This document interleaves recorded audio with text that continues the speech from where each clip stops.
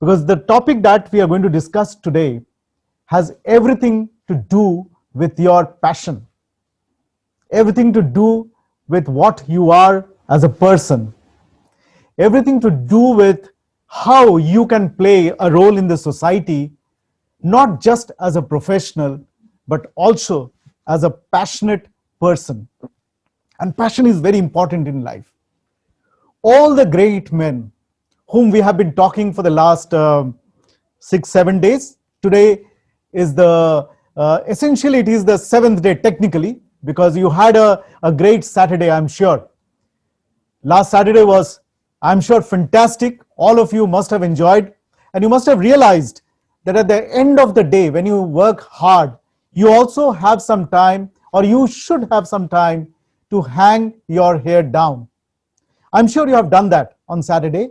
So if I consider Saturday to be the sixth day, today is the seventh day. But for the sessions of the university and the schools, today is the sixth day.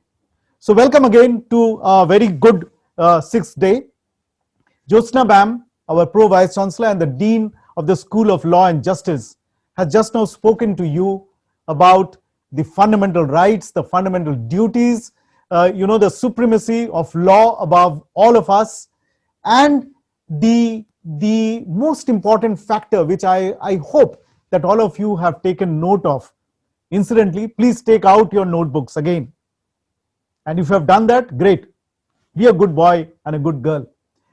So if you have taken note, she has mentioned that a law-abiding citizen need not worry about anything.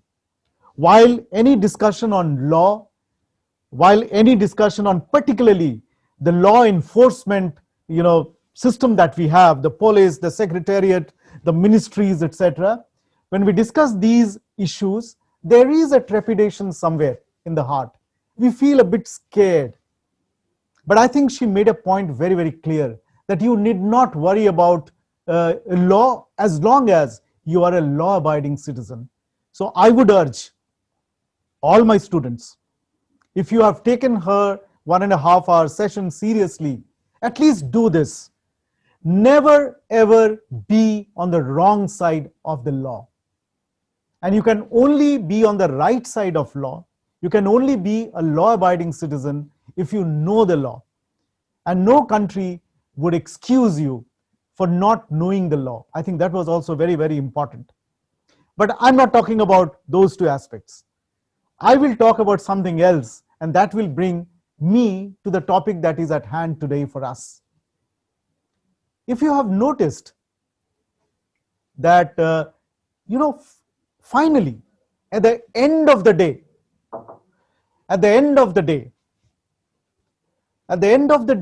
if you see that whether a law-abiding citizen is a good human being or not, you will know from the values that that person carries for himself or herself. The values define the person, and hopefully, and very, very thankfully, the entire edifice of law is based on basic human values. So today's session, my boys and girls, or my girls and boys, why should it always be boys and girls? It should be girls and boys. My girls and boys, today's session is on developing that human being out of yourself. I know many of you are already developed. So for those of you who have already thought about developing yourself as a professional and as a passionate person, today's session will help you just to give you that assurance that you are on the right path. And those of you who have not yet thought about how to develop yourself into a dual person. By the way, I'm not talking about being schizophrenic. I'm not talking about being a person with two minds or split personalities. It is an integrated whole. If you recall, on the first day when I talked to you about the harbingers of change, we talked about being a holistic person, being a person who have all the three components of your intellect in yourself. And just as a rehash, the three intellectual virtues given by none other than Aristotle were episteme, techne, and phronesis. Knowledge, skill, and the wisdom to apply your knowledge and skill in the right context, on the right people, in the right situation. I think ma'am's session today is actually focused on the phronesis. But yes, there is also a little bit of knowledge. You have to be knowledgeable about law, and you should have the wisdom to behave like a law-abiding, good, valued citizen of this country, of this great country. So that brings me to this interesting session that I'm going to have with you. It's called Fan Your Passion. And I'm using fan as a verb. I know many of you, thanks to the social media, already have fans. I know that. So that is a noun fan. This is a verb fan. Fan your passion. Passion needs to be fanned. Have you seen how a small smoldering fire gets into a big fire if you fan it, right? Hawa dena. So if you have a passion in you, maybe very, very latent, maybe in a very, very primordial stage, in a state where it's not yet discernible, people still don't know you for that passion.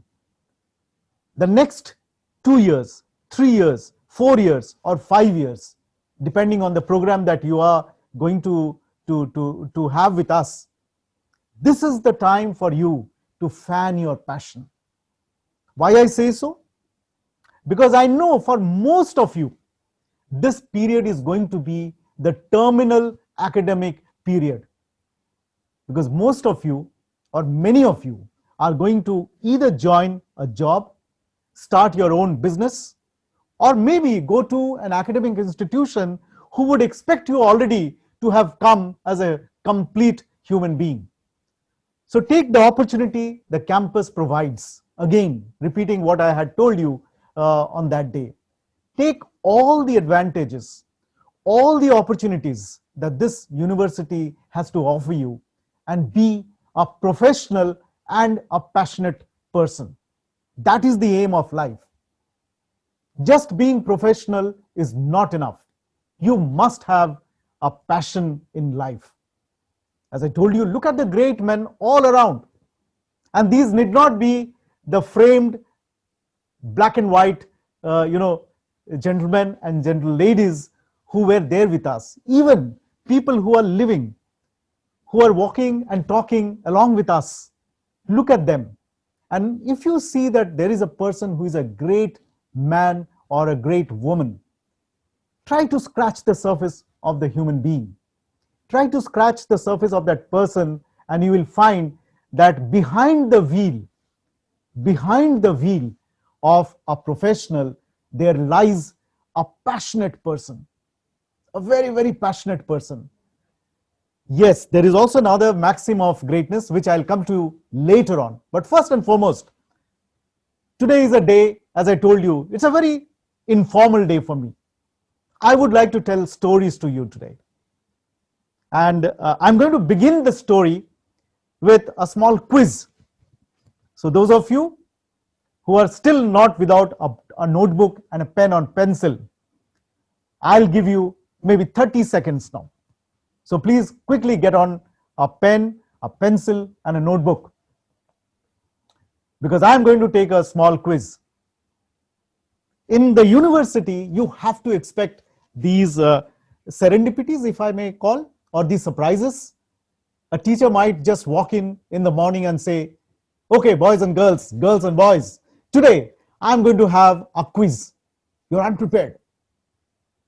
Well, that's how life has to be. Life also throws challenges to you, and you are not prepared. We were not prepared for this pandemic.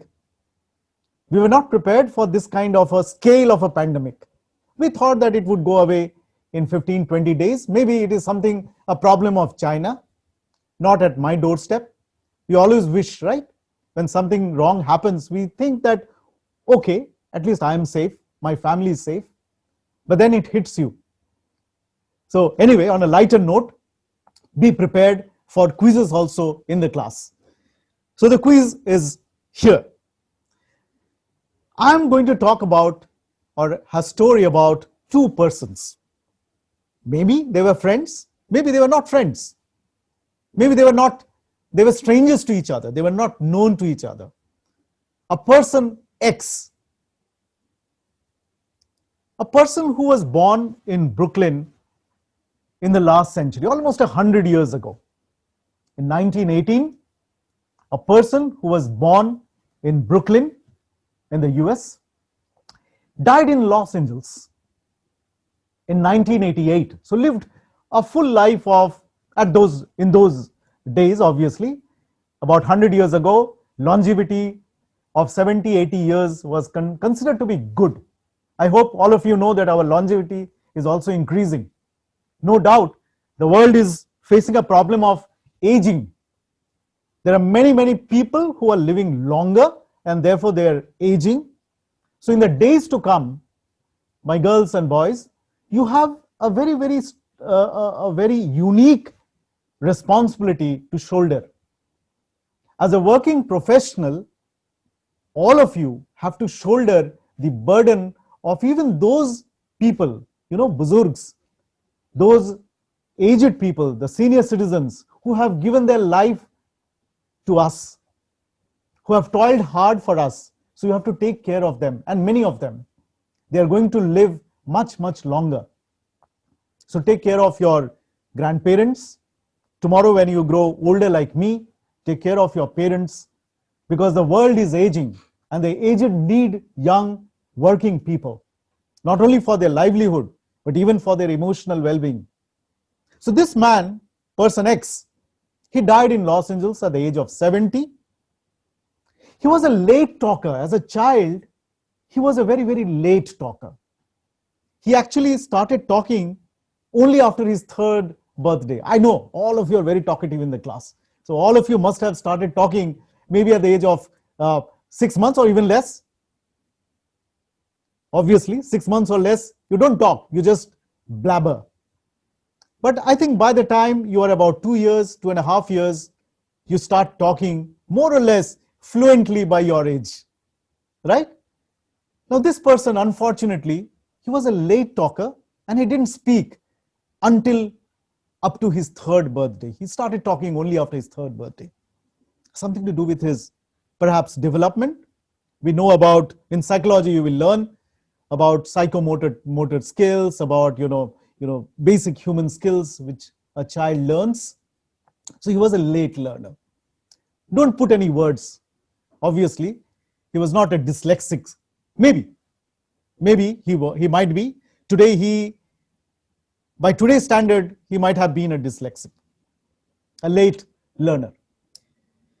And gradually, this person, this child, grew to be an avowed atheist. I'm sure many of you can figure out, you can imagine a couple of your friends who might be displaying the same kind of traits. Avowed atheist. He challenged all orthodoxies. Any type of orthodoxy, he would say, oh, hey, I don't accept it. I deny that there is an orthodoxy. There should not be any orthodoxy. Whether it is the orthodoxy of religion, law, anything, society. Ma'am was talking about norms or societal mores. He didn't give any qualm to these norms or mores of the society. Naturally, he also had a violent temper. Violent temper. He would become violent on small issues. Not a very peaceful man. But he also had a very strong sense of humor. I'm sure you must be getting a hint of this person's personality. Strong personality, strong sense of humor, but at the same time, violent temper. He was completely ruthless, unhampered by morals. And obviously, from his biography, I have not picked up few things which are a bit unparliamentary for a platform like this, when I'm talking to young boys and girls, perhaps in the initial days. I have not picked up a few facets of his life which are very, very bad, almost related to, sexual transgression, I would say. He was completely ruthless, unhampered by morals, ethics, or religion. No values, apparently, no values. Tried marijuana and ketamine. Ma'am was talking about not being aware of law. Now, these two were unlawful or illegal even at his time, at that time in the US. So he tried marijuana and ketamine. Please never do that. Okay? So this person tried these illegal substance or stuff without being perhaps aware that they were unlawful. So this is person X. I hope I have tried to portray or picturize person X for you. Let's see his other friend, maybe friend, as I told you, or maybe unknown. Person Y. I'll call him person Y. Person Y recorded a brilliant person, recorded the highest scores in maths and physics graduate admission exams at a place called Princeton University, not just XYZ. In the admission test for Princeton University, this person scored a record highest in maths and physics. Brilliant. Person Y also later on grew to be a teacher at Caltech, California Institute of Technology, and Cornell University.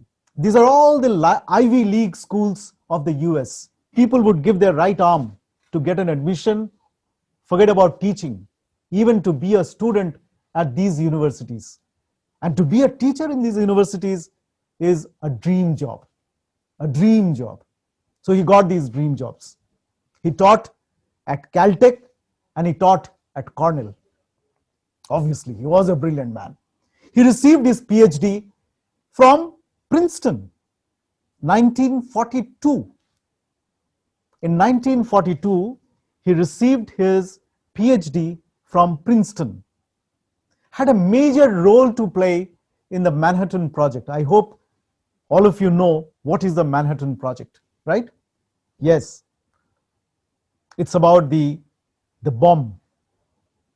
It's about the bomb that was created through experiments, and the project was Manhattan Project during World War II. In fact, the dropping of the bomb itself, some people say, ended World War II. You know that it was dropped at Nagasaki and Hiroshima. Some people also say that it's a beginning. Actually, the dropping of the bomb was the beginning of World War III. We have not seen that. Or maybe we are seeing it day in and day out.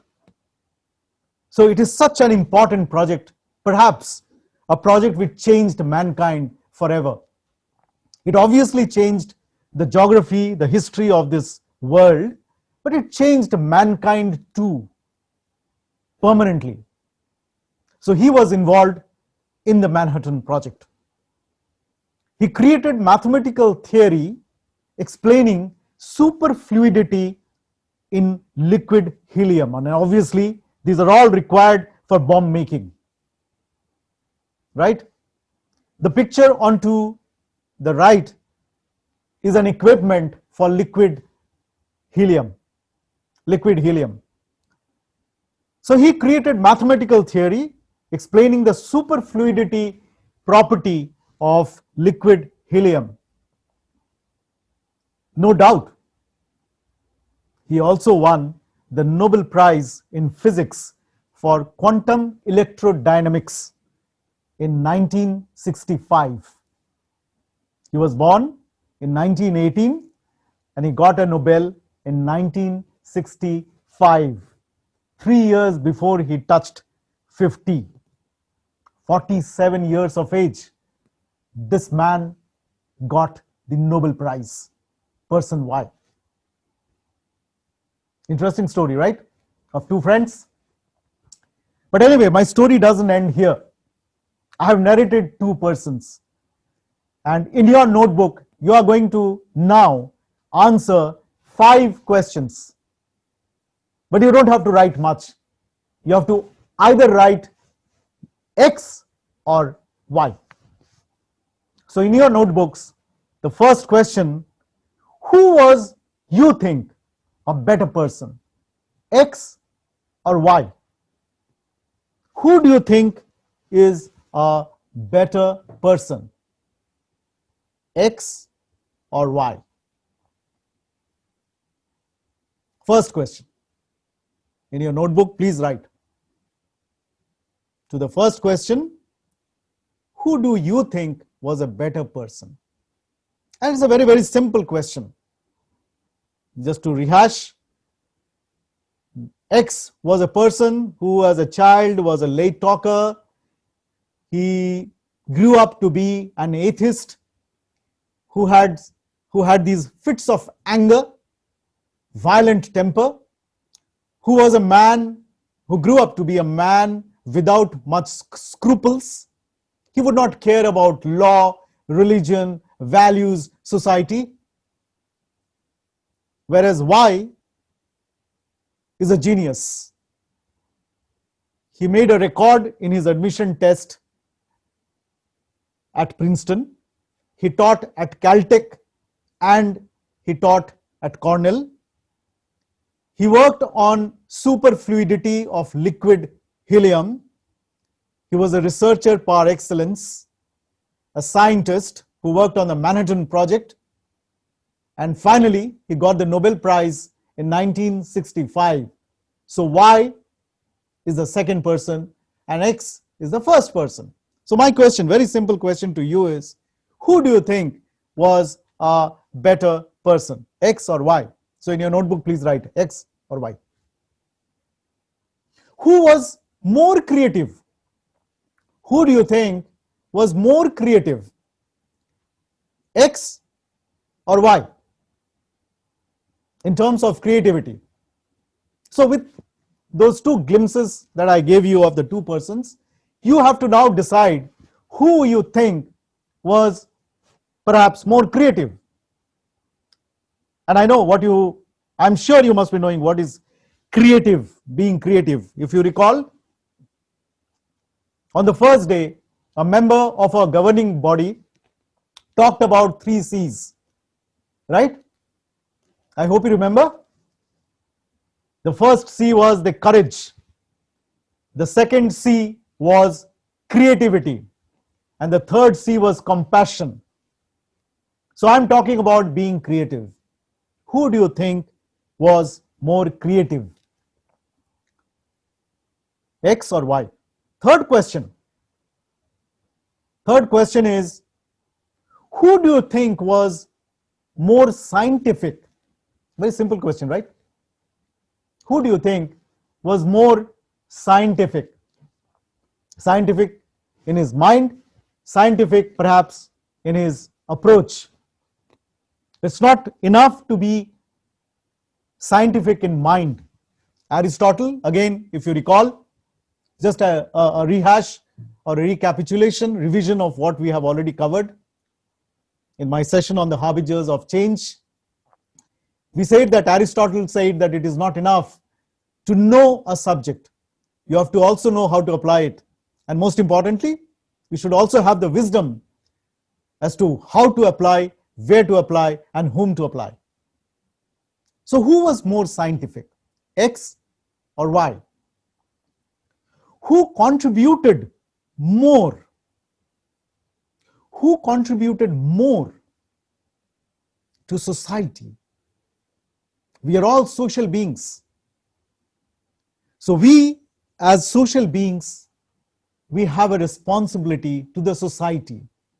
So between these two persons, X and Y, with whatever little that I have disclosed about them, obviously they had a great part of their personality which I have not disclosed, right? I've just tried to give you a glimpse of the person, almost like what you do on your Facebook, right?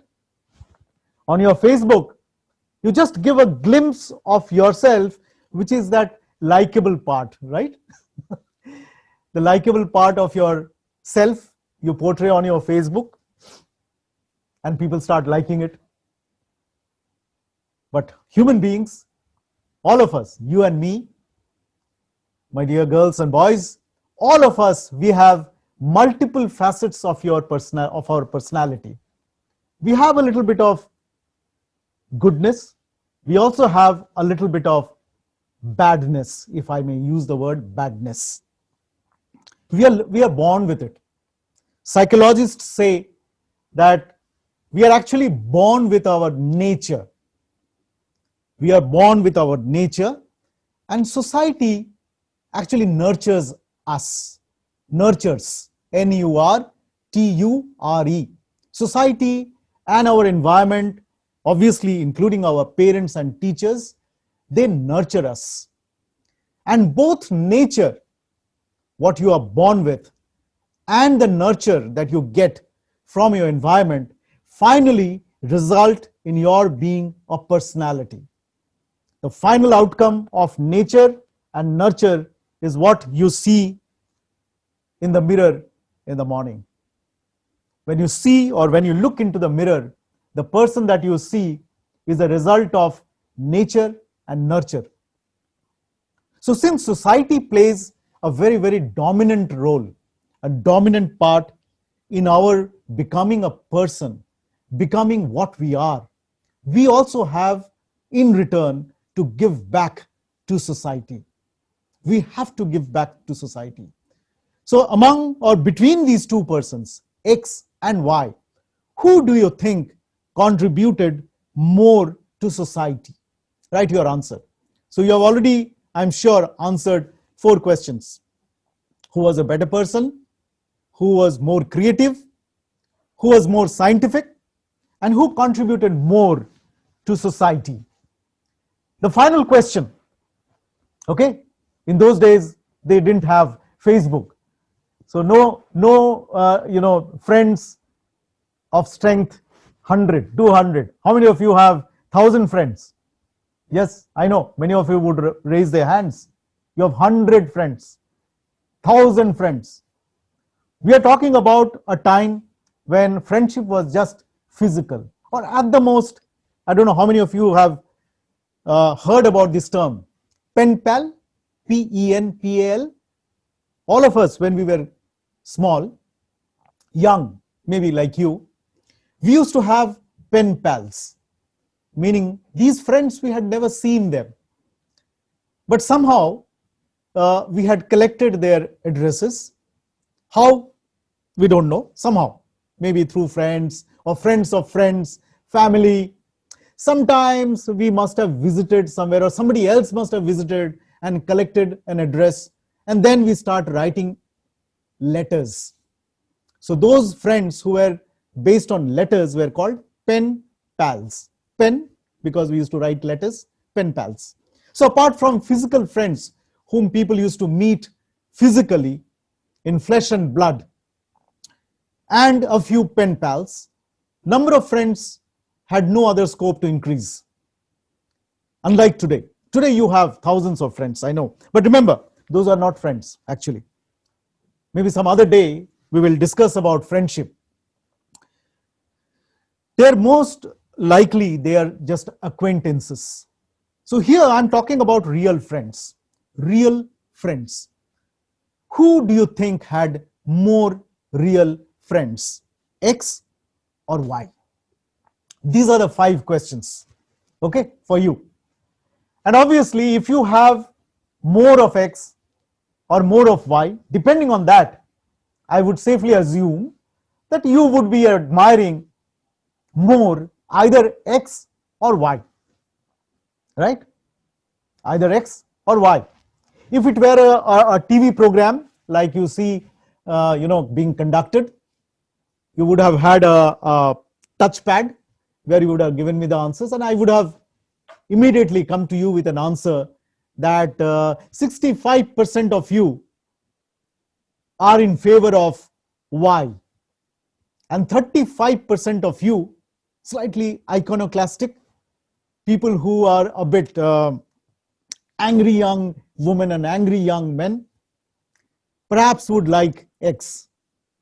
Deliberately, I am assuming that the number of people who would like X is slightly less. That has been my experience whenever I have asked this question in a class or in a group like this.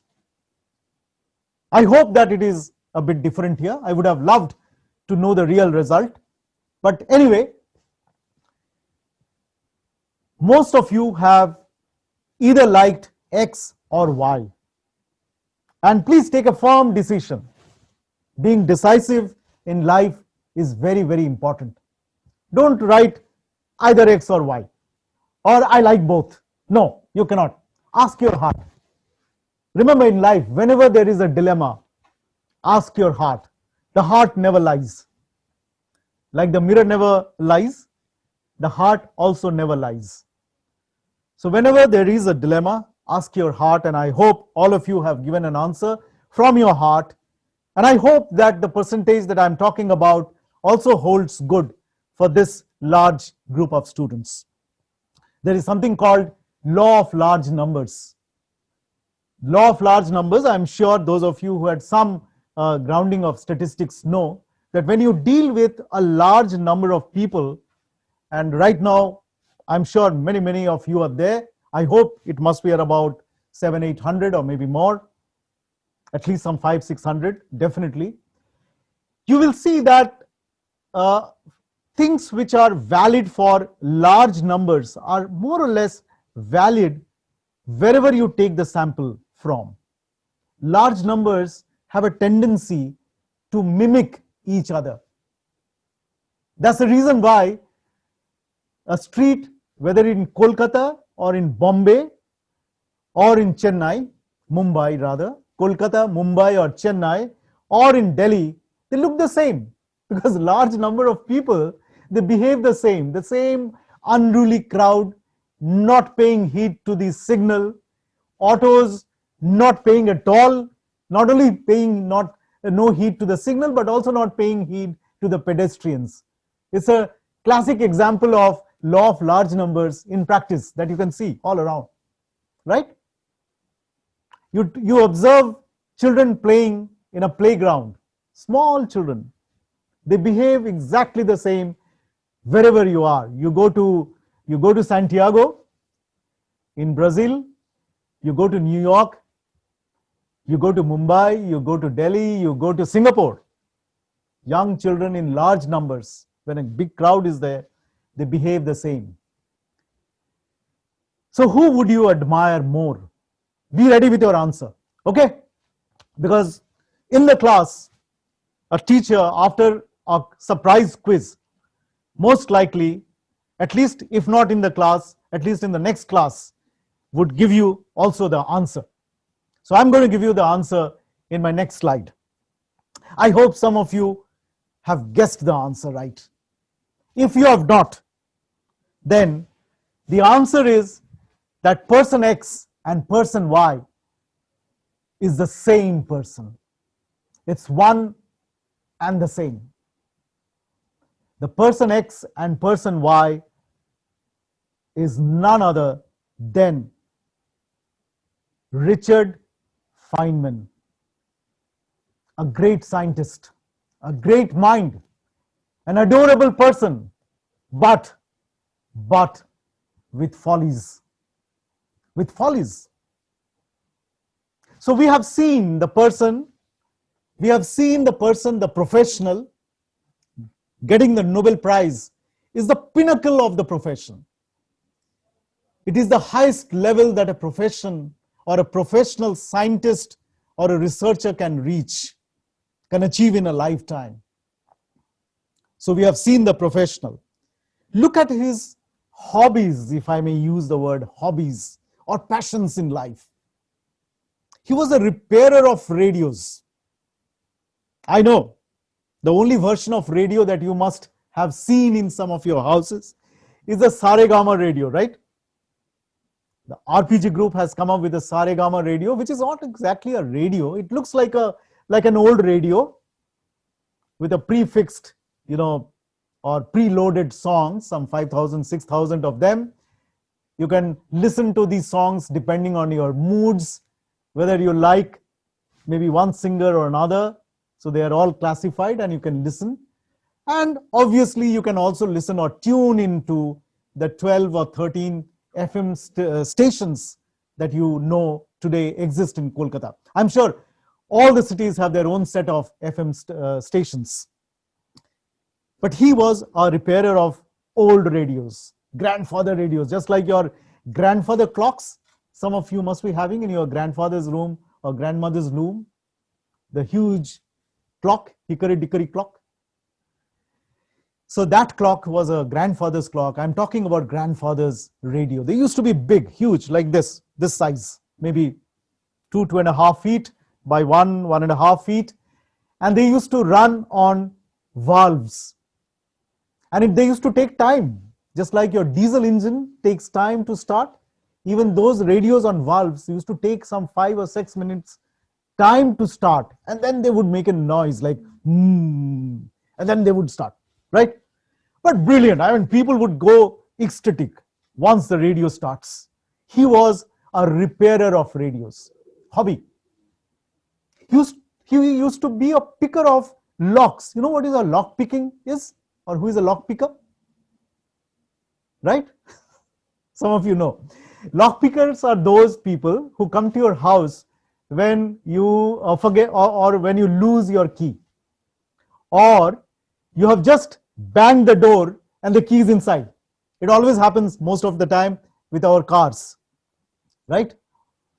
So lock pickers are people who come and they, without the key of that particular lock, opens the lock. It needs a great art. It's an art and a craft and a science. It's an art and a craft and a science. But those lock pickers, by the way, another example, those lock pickers, they know how to open locks. They have the skill to open the lock, so knowledge and skill.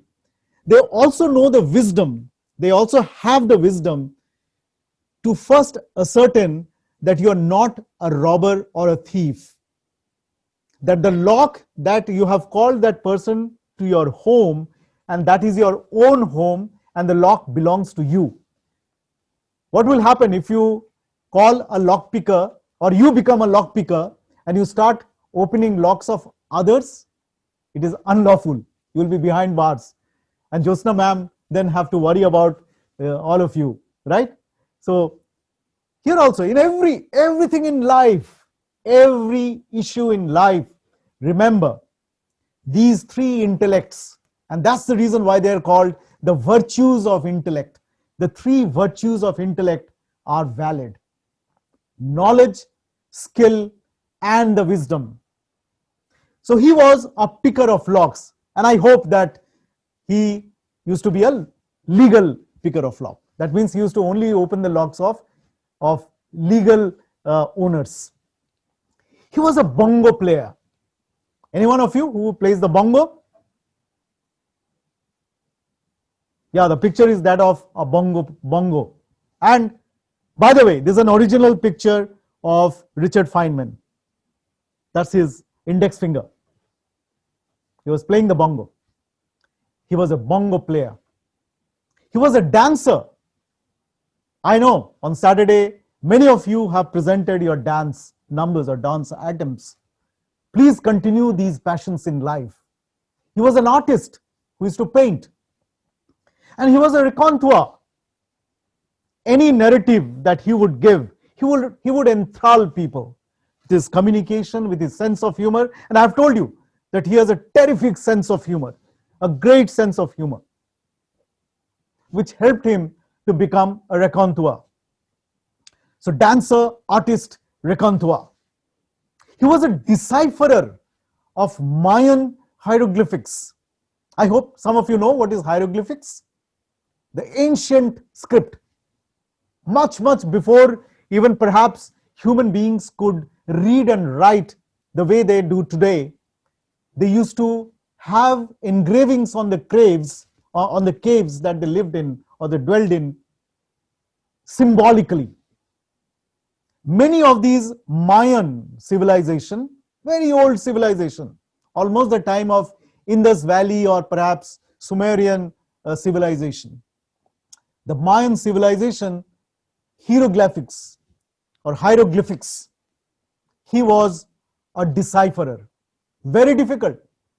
It needs not just, knowledge, understanding, but also a lot of creativity to decipher.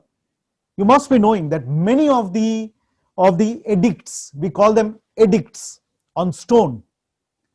Our forefathers, historical forefathers, they used to write on stone about how they felt or what they thought citizens should know. And many of them, including some of the edicts of the great Buddha, are still deciphered, are not yet deciphered. So undeciphered, are still undeciphered. So those of you who would like to do a great service to the society as a hobby, please take up this. Please take it up. I'm sure many of you remember mummy. Yes, the mummy, the Egyptian, the deads, how they were wrapped up and kept as mummies. In that movie, there is a person who is a decipherer. Yeah, I'm talking about the lady. Yes, that beautiful lady, he was a decipherer of the script that was written on the mummies. No doubt, she was in high demand. So this person, Richard Feynman, was a decipherer of Mayan hieroglyphics. Great man. And it is not just me who is saying this. James Gleick, obviously in America, he was called Gleick. Otherwise, I think given his German descent, he must be called Gleick. So James Gleick, an American science writer, one of the greatest of great science writers of his age, of our age, he's still alive. He writes in the biography of Feynman, Feynman seemed to possess a frightening ease with the substance behind the equations. Remember, he had a mathematical theory for explaining superfluidity. Those of you who are from STEM would know that this is a property which people use for many applications. And I pray and hope that most of these applications remain peaceful and not creating one more bomb to annihilate all of us or to obliterate this world.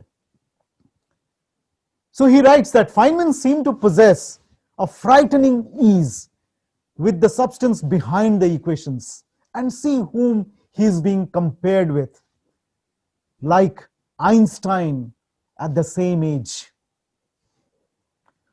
like the Soviet physicist Lev Landau. Lev Landau, another greatest of great scientists. So he is being compared by none other than James Gleick to these two greatest of great scientists that humankind has seen in the modern times. And then he adds, but very few others, not very few others. That is the uniqueness of this great man. What a unique personality. But I know there is a question in many of your minds. Many of yours or many of you must be questioning, what went wrong then? Why is it that in spite of being such a genius, why in spite of being such an evolved mind, a compassionate person like him who could play the bongo, who could be a lockpicker, who could repair radios, who was a dancer, artist, raconteur, who could decipher Mayan hieroglyphics, what on earth went wrong? Is that a question in your mind? I hope it must be cropping up in your mind. You must be asking me, if in a physical mode, sir, what went wrong? Why is this man like this? Why is it that this man, in spite of such achievements in life, also was indicted or was also apprehended a number of times by law keepers? Right? Why? What went wrong? My girls and boys, I think the missing link, if you see, on one hand, a person of such achievements, on the other, a person who was perhaps hated equally by his people, by some people, a womanizer of unscrupulous level, a person who used to sleep and be proud of with wives of his friends, a person who was indicted and apprehended by law a number of times, a person who had so much of bad temper that he used to beat his wife, and not just one wife, but few of them. He had a number of wives. His marriages would not last. His marriages would not last because people or the women would find him to be just intolerable and intolerable. The missing link was that, unfortunately, in this world, high IQ intelligence or high intelligent quotient does not imply high EQ or social quotient. EQ is emotional quotient. A person who is very, very intelligent, there is no guarantee that the person would also be emotionally very stable and socially adept. In fact, the reverse is very, very common to see. Think of some examples in your mind. In this story today, let's recall some of our friends. All of you, do that common thinking along with me. Group think. We call this group think. It's an exercise which is very, very important. Many a time you see, you will come together as friends and you will start thinking about a common topic. In the corporate world, in institutions like us, we call it brainstorming. You start thinking together. So think together with me and remember a few such odd characters that you have already met in your school or in your life otherwise, as friends, neighbors, etc. Very, very high intellectually, but completely inadept socially. These are the people who, if you recall, I gave you an example, who as a child, when a person comes, as a neighbor, uncle or auntie comes, it's very difficult for them to even keep them in the room. They would run away from the room. They will go and hide in another room, lest he or she should be asked a question and he has to answer that question. Very simple questions, I'm sure the neighbor might ask. Okay, my boy or my girl, which class are you now in? So what's going on in your school? Even those simple questions, those simple social interactions, the person would run away from. We call them socially inadept. Socially inadept. They actually sometimes they become not just inadept, but they adjust wrongly with society. That's the danger.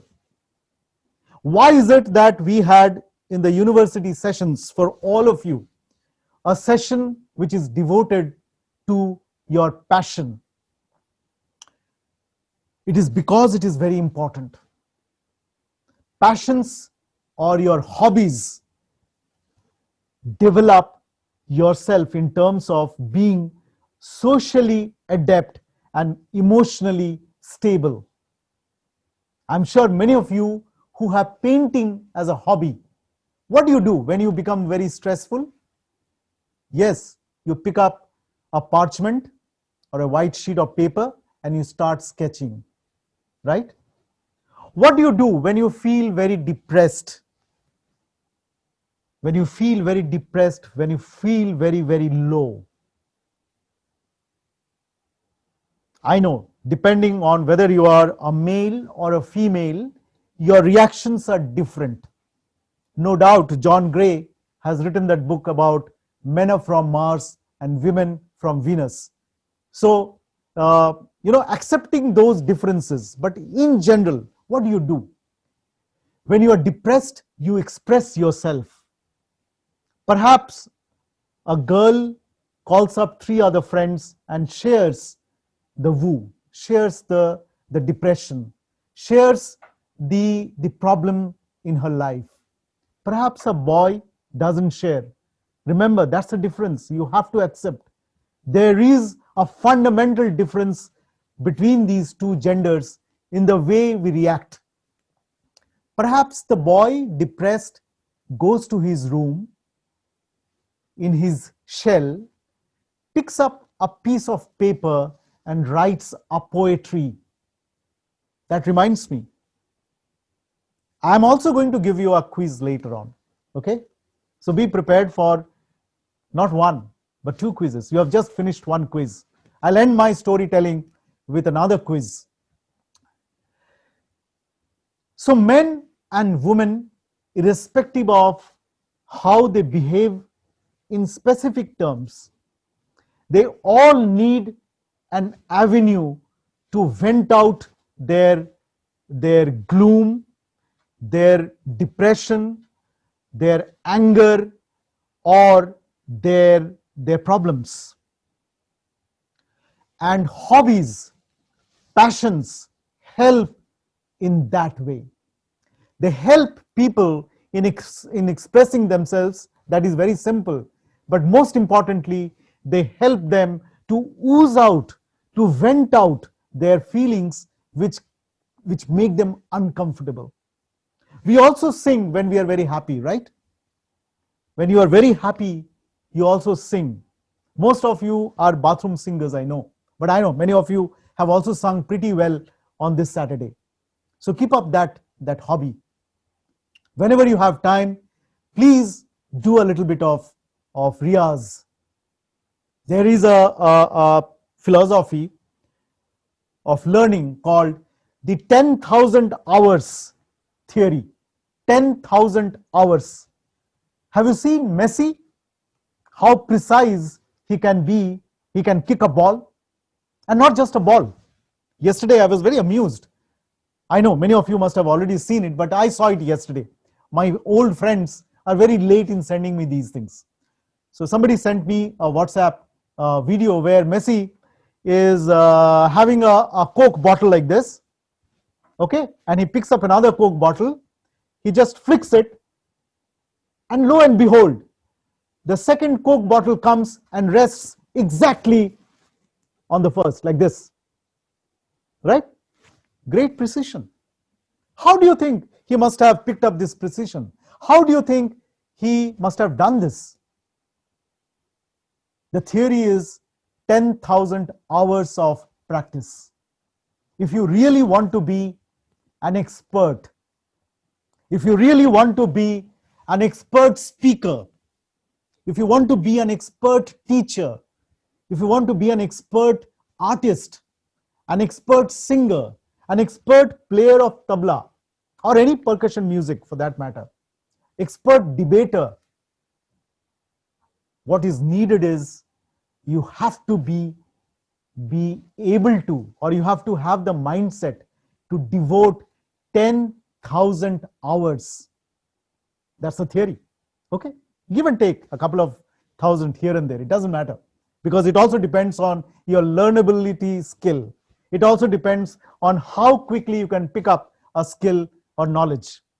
So given all those differences, this theory says that you have to do what you like. You know, most of these great men, Even the living and talking great men around you, if you talk to them, they would tell you that, I don't first and foremost know whether I'm good or bad. But if you think that I'm really good, it's basically because my boy, my girl, I have spent hours together in practicing this. I have spent hours and hours doing the same thing again and again. That is the beauty of practice, and that is needed. We all know, Lata Mangeshkar. She, in her interview, says that even now, at this ripe age of 90, I am sure she must be 90 plus. If I recall, she completed 90 years a few, 1 or 2 years back, or maybe more. And I still remember, because along with that, there was also an issue. Because of her age, she was finding it very difficult to sleep at night. And there was a flyover in Mumbai that went right across her apartment. So she had complained to the municipality if the route of the flyover could be changed.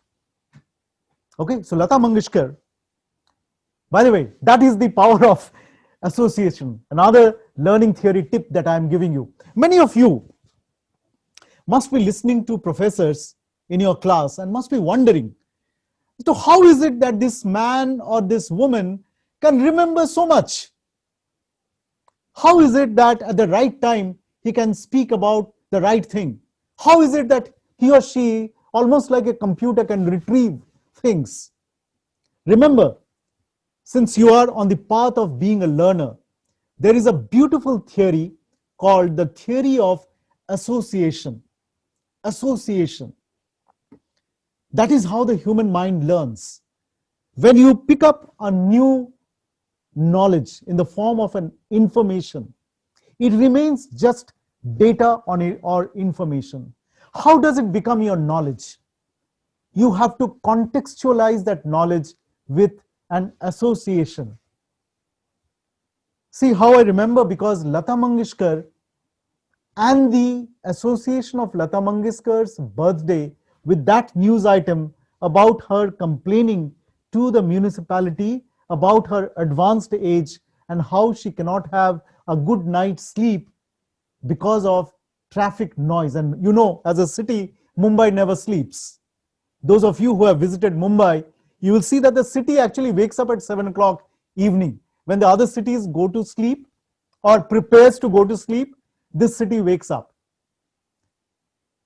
So this is called association. I have just given you a demo of law of association in learning. When something very difficult as a theory comes up, try to associate it with a context, with a real life application. In your class also, if a knowledge or a piece of information becomes a bit too esoteric, something that is difficult for you to grasp, ask the teacher about application. That's the reason why in the STEM subjects we have practicals along with knowledge or theory. Along with theory classes, practice makes or gives you the context to remember. You may not remember the theory of titration, but you still remember, in the laboratory, how those equipment was there and how a single additional drop of a solution turned the color from, say, red to orange. So that gave you the context of the knowledge. Similarly, in social sciences, context gives you a knowledge. A very simple way of contextualizing is look at the years of birth of those great personalities. It will give you a beautiful context to remember. The two pictures that you see here have quite a few commonalities, but quite a few stark dissimilarities. They are not the same. One is a villain, a person that I would not admire. In fact, none of you would admire. This is a person I would love to hate. But the person on the top, yes, I hope some of you have already guessed, he is a person we all love. It's almost how many years? 1962 to 2020. It's about 60 years now, right? 58 years. 58 years that he has left us, and we still celebrate his birthday and his death day. You know, very strange. Great men are like that. He was born and he died on the same day. 1st July is the day we as a nation has dedicated to celebrating Doctor's Day. He is a doctor he was a doctor par excellence. I'm talking about none other than Dr. Bidhan Chandra Rai, the first Chief Minister of independent West Bengal. A doctor who could apparently, folklore says, or stories say, that he would just arrive at the doorstep of the patient, and from the smell of the house, he would know, he would diagnose the disease. Such a doctor. A doctor who was the official doctor of almost all great men of his time. A person who went to London, obviously he had his own tales of woes. He was rejected, or he had to go to the dean's office of his medical college there for his masters some 30 times. 30 times he went and he was rejected. Finally, he did his masters from one of the best medical colleges in London. Before that, obviously, he was a student of medical college of your city, Kolkata, here. A doctor who was listened to very, very carefully by Pandit Jawaharlal Nehru, by Mahatma Gandhi, and a horde of other dignitaries of his time. A doctor who would treat patients free. A doctor who had a golden heart. Right? So that's a person of highest intellect, a professional of the highest order. And you know what was his passion? Obviously, his passion was treating people. But along with that, he was also passionate about state building, nation building. I know, as a Chief Minister of Bengal, he must have given his life to developing at least two cities that I know of, Durgapur and Kollani. Both these cities are his brainchild. But I'm not talking about his job as a Chief Minister. I'm talking about his passion. What is he passionate about? Okay, another small quiz, not a main quiz, small quiz. I had shown you on the previous day a picture of a celebrated filmmaker, a person who got the Oscars, the only Oscars India has got as a filmmaker. Yes, Satyajit Ray. Do you remember, or do you know what was his first movie? Which movie made him popular around the world? And that was the first, his first. Pather Panchali. Pather Panchali. Pather Panchali was almost going to be stalled because he was not a businessman. He was not a producer of films. He was a filmmaker of passion. He didn't have the money to pull through the costly affair of filmmaking. Obviously, most of his films are perhaps a minuscule percentage of the budget, the 100 crore films that you see today. But in spite of that, he didn't have the money. So Satyajit Ray was told by his mother, Satyajit Ray's mother, whose friend was Bidhan Chandra Rai. He asked Satyajit to go and meet this great man as the Chief Minister of Bengal. He went, and the rest, as they say, is history. He opened the official government coffers for him for making this film. So Pather Panchali got made because of Bidhan Chandra Rai somewhere. He was passionate about films and good films. He was a disciplined mind, though creative. The problem is the missing link that I was talking to you about. The missing link is when a very, very creative mind is not disciplined. When a high IQ person takes to wrongful activities. You know, most of the terrorists who go about bombing cities here and there, if you analyze, they are all very high IQ persons. So what went wrong? Yes, I know. By now, the answer should come from you. High IQ didn't mean high social quotient or emotional quotient. They were high IQ, but very low SQ, EQ persons. Almost like the person, the picture that you see below. And deliberately, I have kept the picture of Bidhan Chandra Rai above this villain of yet another doctor. He is also another doctor, just like Dr. Bidhan Chandra Rai or Roy. He was a doctor who was or who sided with the wrong. Who sided with the wrong. And I know the insignia on his collar would tell you who he sided with. He sided with the notorious Hitler. The picture belongs to a person called Joseph Mengele. Joseph Mengele. Josef. The Germans write Josef, not PH. Joseph Mengele, he was also a doctor, a great researcher in terms of knowledge. And I think I have already given you a glimpse of this person in my first session also. He wrote research papers based on his experiments that he conducted in the concentration camps, the Auschwitz, I hope I pronounced it well, the Auschwitz or something like that, the concentration camp where he was posted. He did experiments on victims, on the Jews who were put in concentration camps.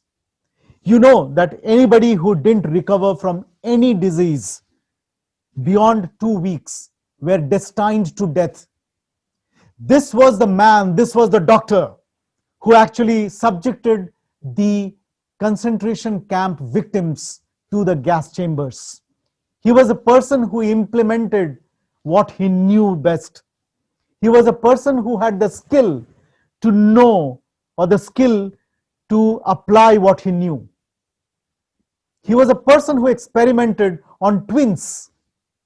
He did genetic experiments and produced papers which were referred journals or referred journals. They published his papers. They tom-tommed him. They clapped when he went to seminars and spoke based on his experiments in the concentration camps.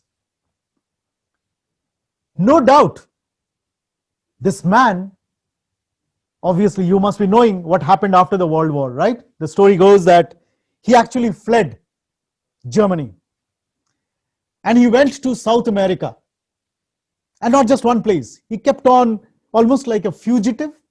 He kept on fleeing from one country to another. He died while he was swimming. Who knows? Because in those days, forensic science was not that advanced.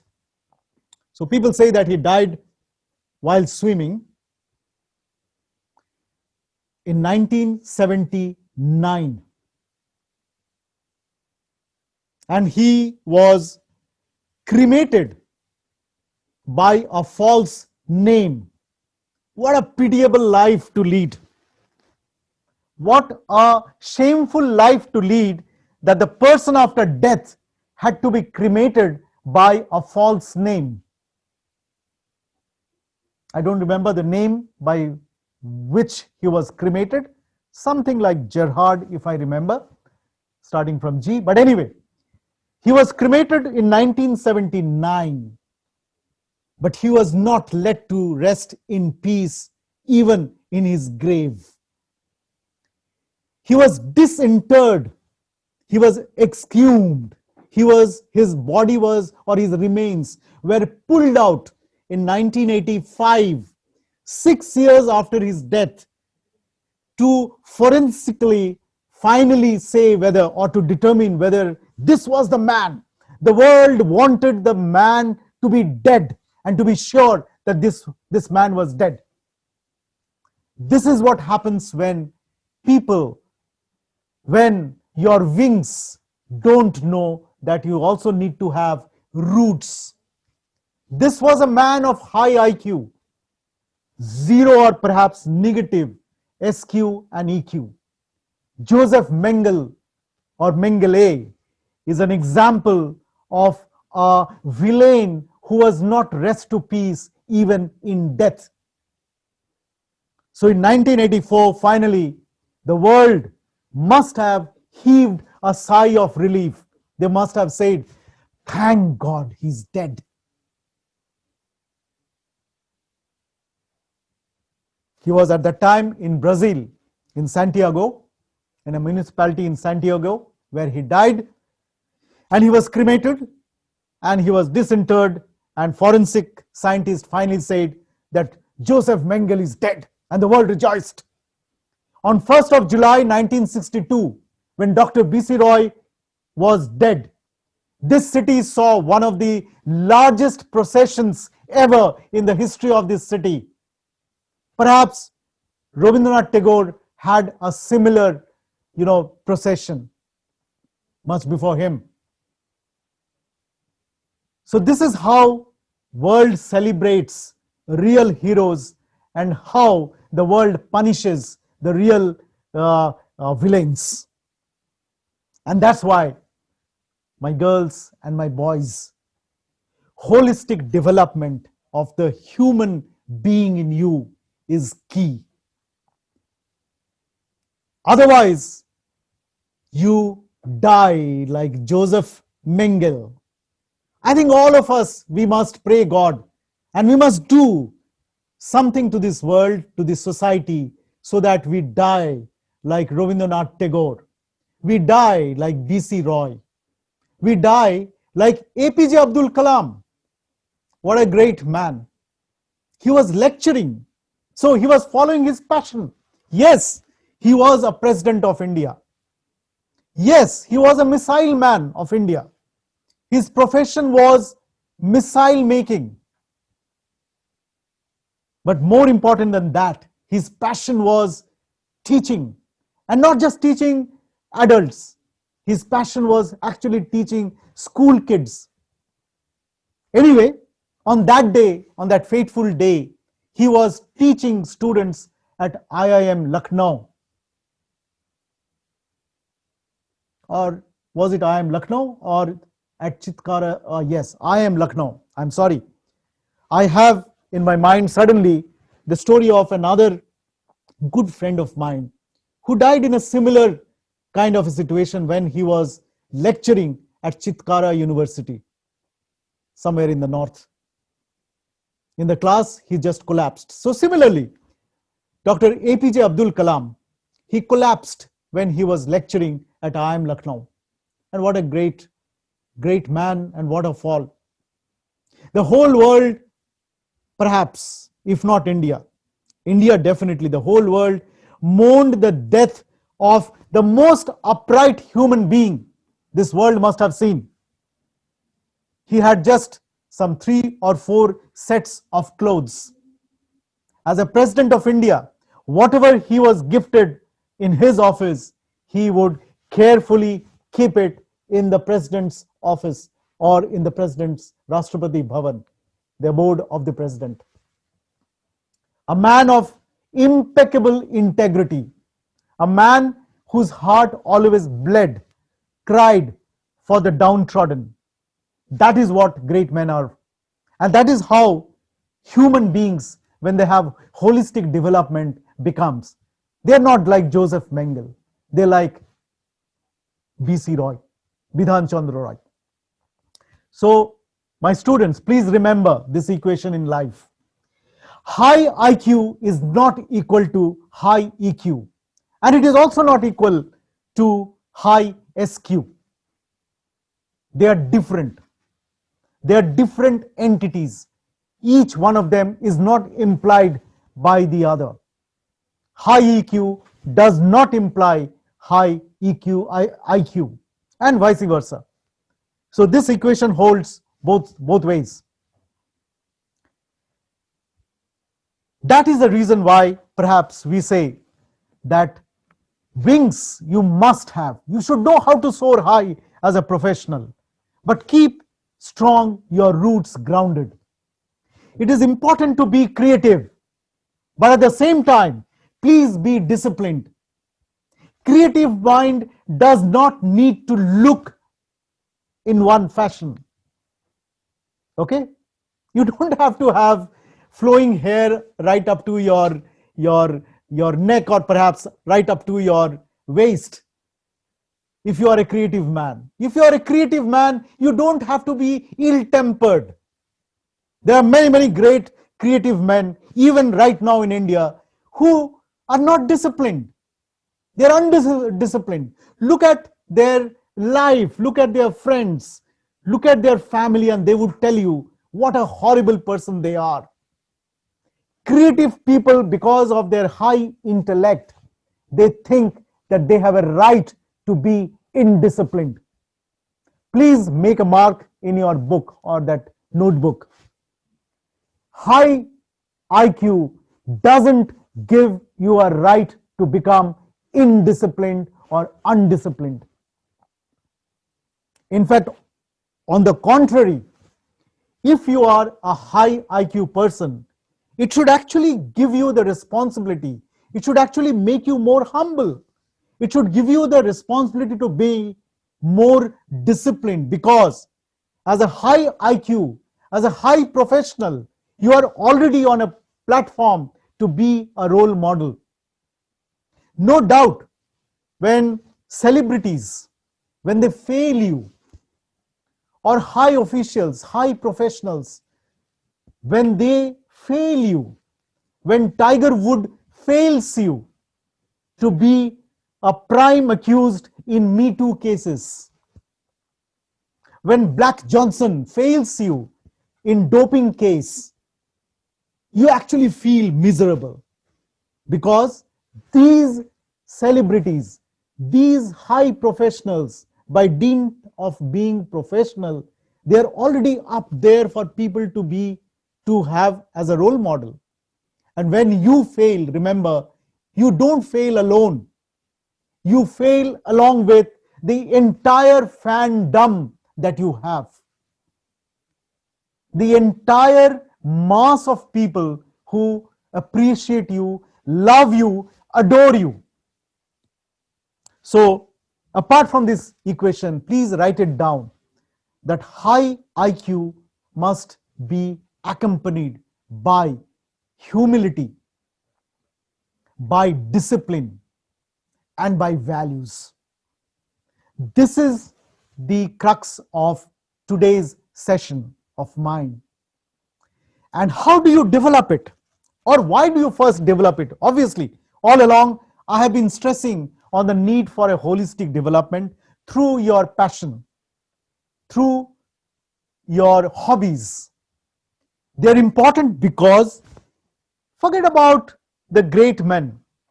Even in today's world, when you see reports, and these reports are prepared based on research. So two great institutions or organizations, McKinsey, world's most notable, the most famous consulting company, McKinsey and Company, they, along with World Economic Forum, about a year and a half back, they did a study. And they did the study in the US and Western Europe. In the US and Western Europe, the most advanced part of the world, apparently. I know the pandemic has already proven that they are not the most advanced. Somewhere their wings had lost the roots. Somewhere their creativity had lost the discipline. Similarly, if you just have basic cognitive skills, what are basic cognitive skills? Like reading, writing, comprehending, etc. Very basic. Even a child has, right? That's why we say that a child is developing. We don't say that the child is already a genius. Yes, there are child prodigies also who are geniuses, and that's why they are called prodigies. But otherwise, in general, we say that a child is developing. So basic cognitive skills are not valued, neither in the US nor in the Western European countries. And that's the reason why you see on the second and fourth column of figures, there is a negative. That means there is a change in the last 4 years. They had looked at data from 2016 to 2020, 4 years of data. And in those 4 years of data, they have found that physical and manual skill and basic cognitive skills are on the decline. That means the world is not prepared to give high value to these. So what is the world valuing now? The world is valuing more.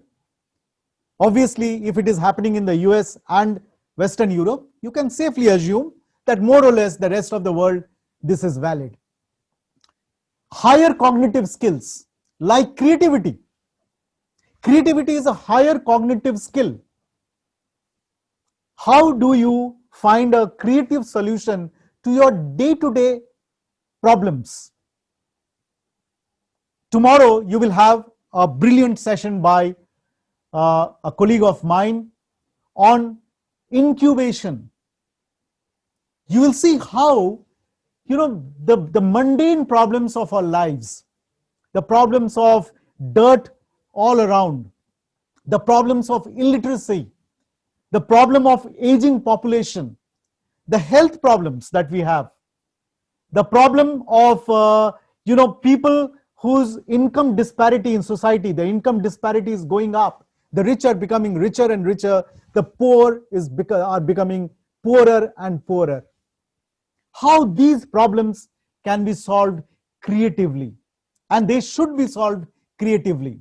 So I'm talking about such skills, creative or higher cognitive skills. Design thinking is a higher cognitive skill.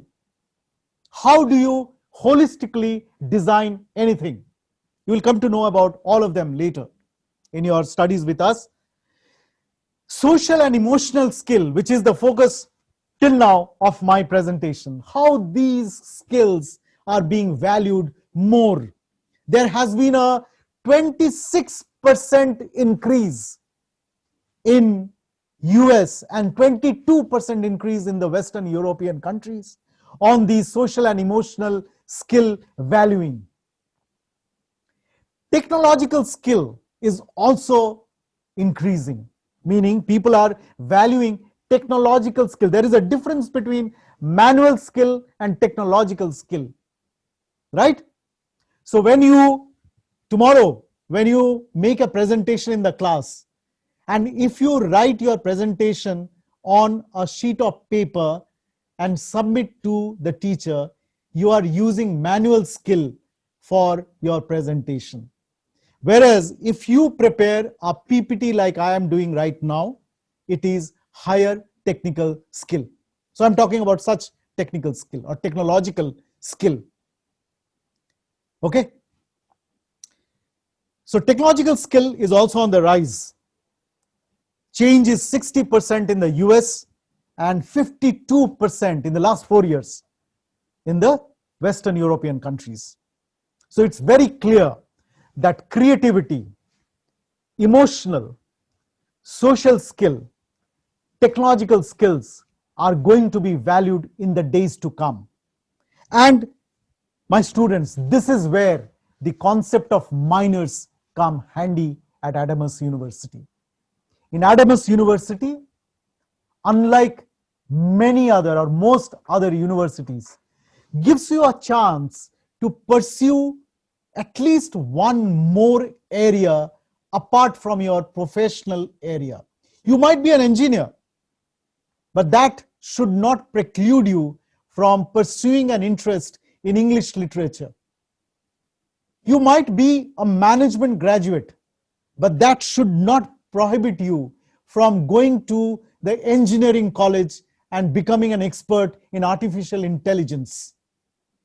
You might be a professional in law, but that doesn't preclude you from going again to perhaps management school and learning about labor laws or corporate laws, or perhaps going to a school of education and understanding the theory of education.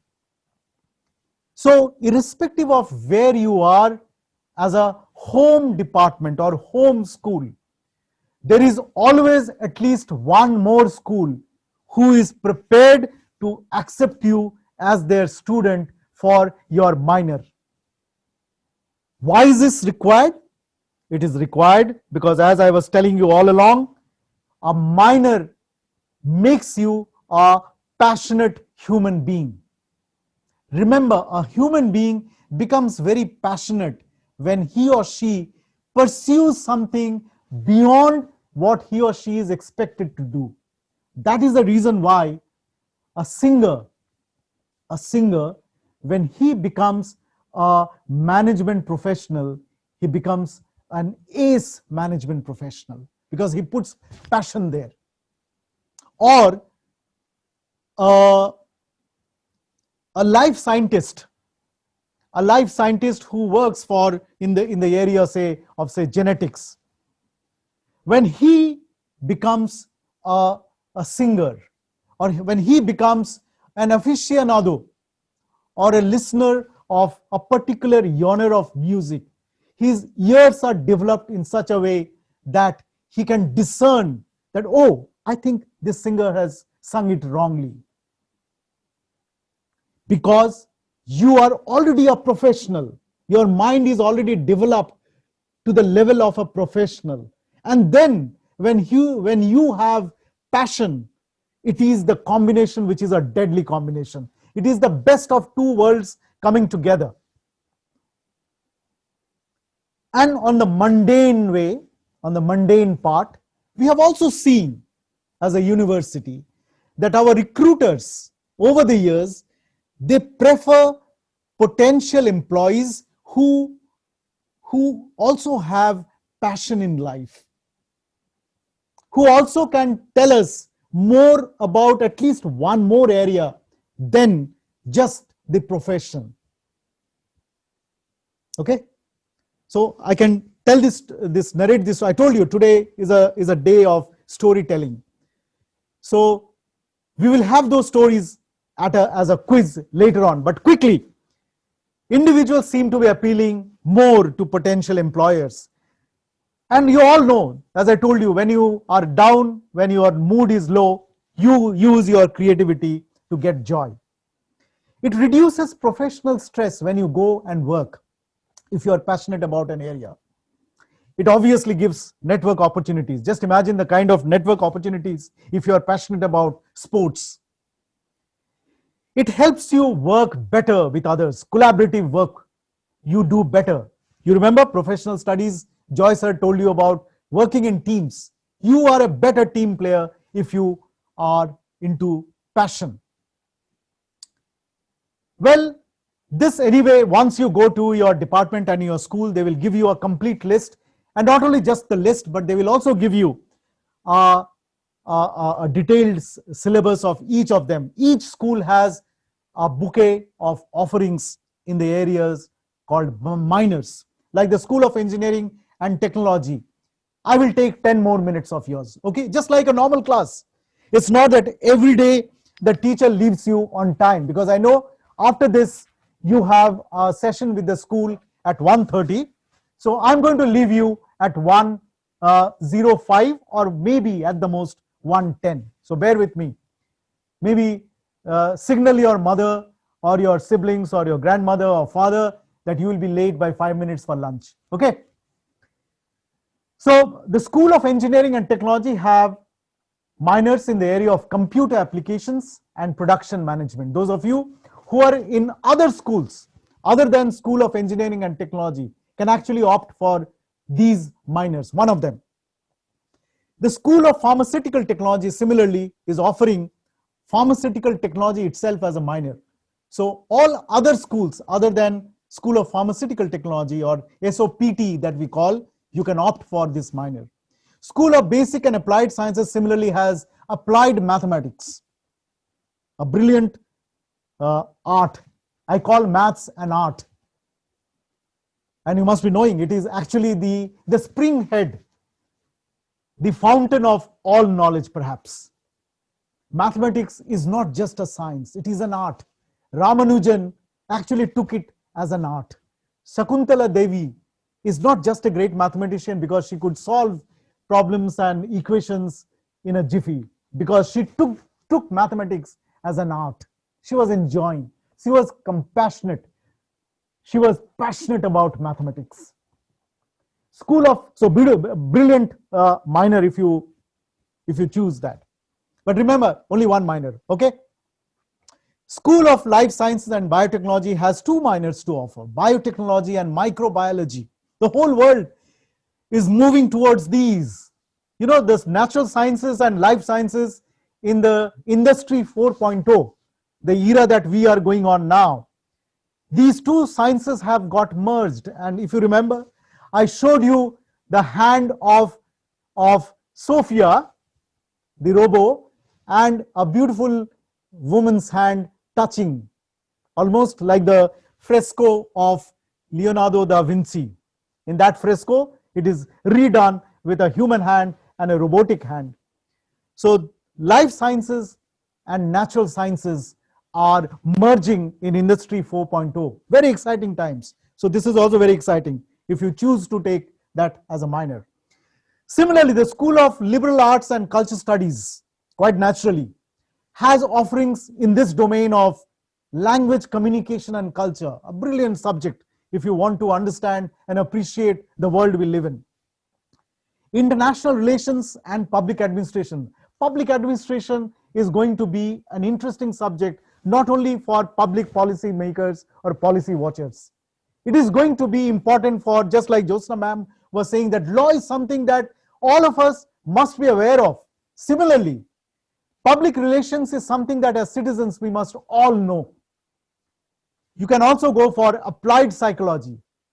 After all, when you become a professional, you are going to deal with human beings. Your team members are human beings. You must have this knack of reading human minds. And this subject, applied psychology, teaches you the nuances of reading the minds of people like a book. Yes, there is another book by that name, How to Read People Like Books. School of Business and Economics. You have a minor on management, a minor on banking and finance. The whole world is moving towards three phenomena. The world is moving towards technology, that is obviously, and that's the reason why every field has analytics which has gone in. The industry is moving towards servitization. Things which were earlier sold as products are now being sold as service. Your car is not just a product, it is a service.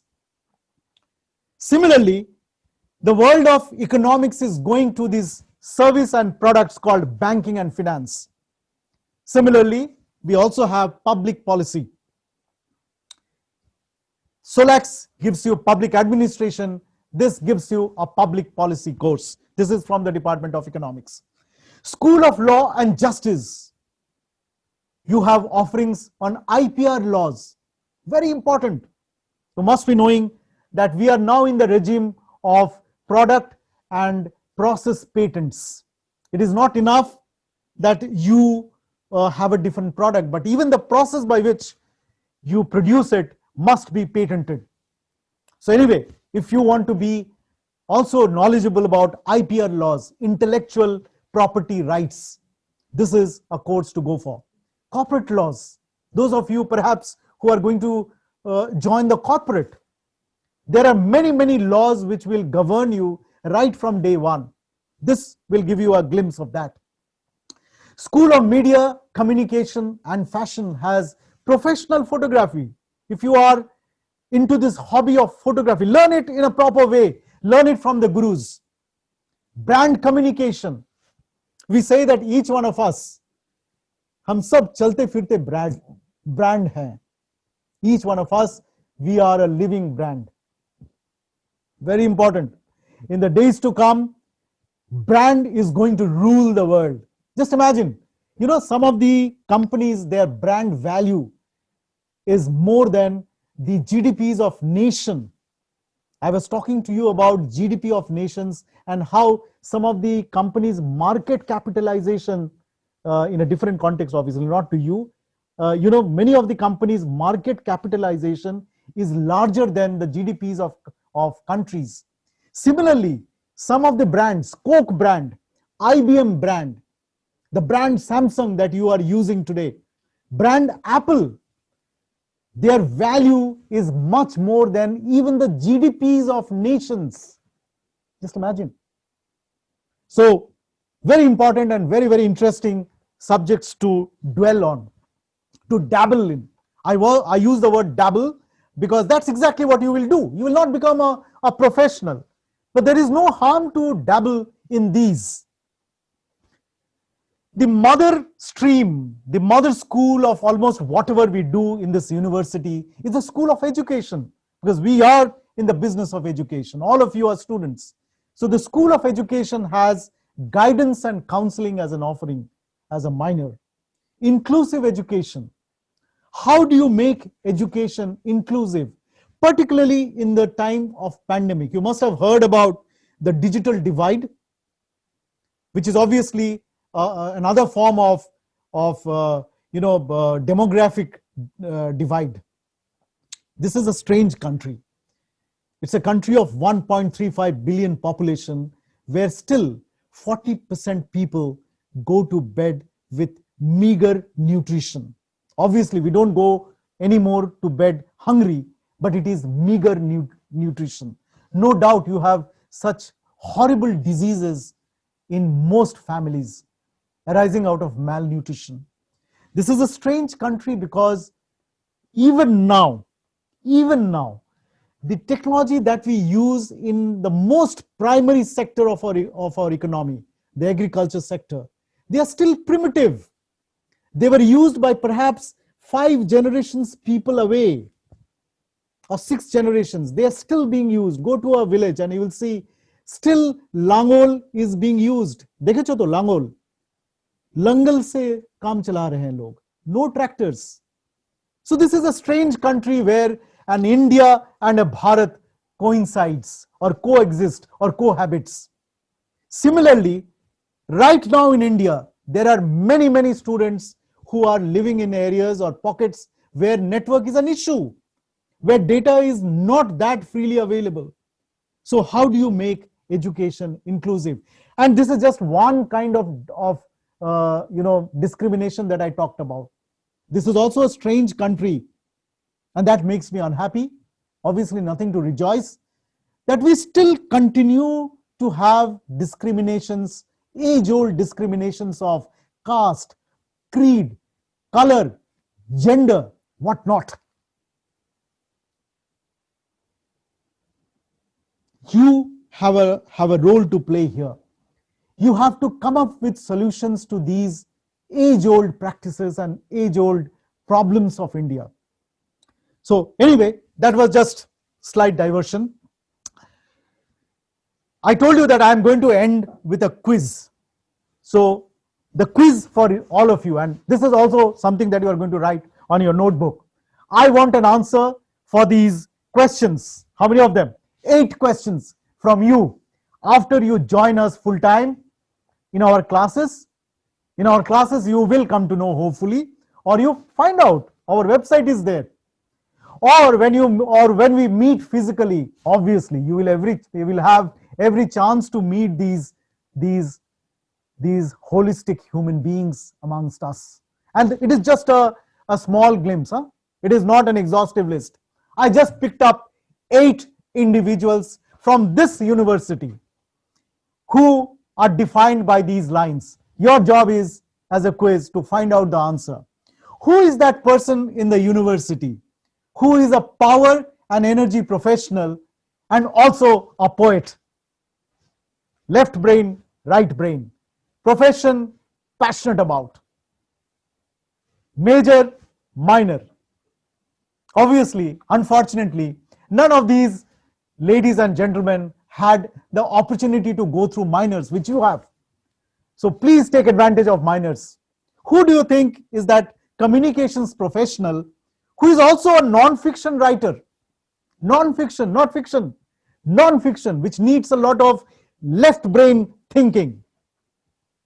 And communication is about right brain, being understanding of the people whom you are communicating with. Who is that management professional who dabbles with philosophy? Who is that computational physics professional who is also a singer? Who among, and all these are your teachers from the university, who is a semiconductor professional whose research is in the area of, among many others, in the area of semiconductors in electronics, is also a painter, sketcher? Who is that genetics research professional who is a Rabindra Sangeet buff, who listens to Rabindra Sangeet as an aficionado? Who is that psychology professional who is a pet lover, a passionate pet lover? Who is that English literature professional who is also a dancer? So the answer to these 8 questions, all of you are going to submit, obviously by an email, within perhaps 7 days maximum I would give. So 7 days. So next Monday or Tuesday latest to your HODs. Please submit. Obviously, it is just like treasure hunt. Physically, if you were there with us today, we would have gone through this treasure hunt with the new or fresh students. So it's almost like treasure hunt for you, talent hunt for you, a talent hunt for the names of these 8 people who are from the university for you, your teachers. That's a hint. All of them are your teachers. That's a hint. So with this, let me end with the same quotation with which I had ended my harbingers of change. Now you know why I say that the school of the future will perhaps not be a school as we understand it, with benches, blackboards, and teachers' platform. Obviously, Leo Tolstoy is talking about the earlier century. So he has benches. Today you have tables and chairs. He talks about blackboards. Today you have whiteboards. He talks about teachers' platform. Today we have perhaps maybe a podium or maybe a gadget like this where there is a speaker. So the school of the future is not these. The school of the future may be a theater, a library, a museum, a conversation, a tabla class, a guitar class, perhaps an easel that you use for painting and sketching, perhaps that nook and corner of your home where you quietly sit with a book of fiction. That is your school. So please learn from wherever you can. That is what is going to make you a passionate human being, not only just a passionate or professional. Thank you very much. Thank you. Stay safe.